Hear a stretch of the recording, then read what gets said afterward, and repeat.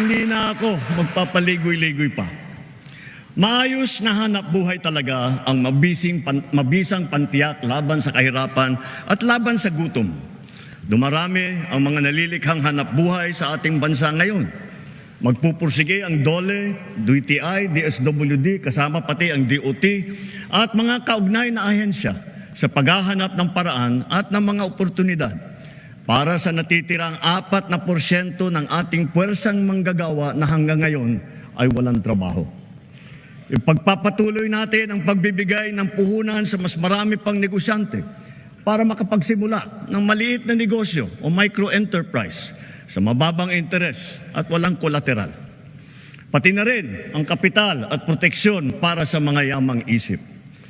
At para sa mga tinataguyod natin mula sa kahirapan, patuloy tayong nagbibigay ng libreng training at puhunan para makapagtayo sila ng sariling negosyo. Hindi tayo titigil hanggang halos 2.5 milyon maralitang pamilya ay matutulungan natin na magkaroon ng kanilang sariling maliit na negosyo. Palalaguin natin ang mga industriya, mga pabrika ng sasakyan, pulmahan, electronics, biotechnology, pharmaceuticals, critical minerals, telang Pinoy, halal, construction, mga planta ng kuryente. Ngunit nananawagan pa rin ako sa ating mga negosyante. Mamumuhunan kayo sa ating agrikultura.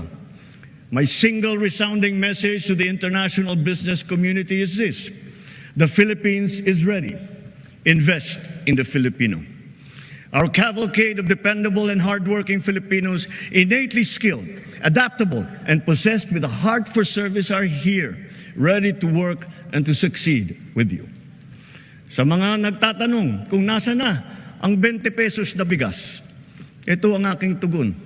Napatunayan na natin na kaya na natin ang 20 pesos sa bawat kilo ng bigas nang hindi malulugi ang ating mga magsasaka.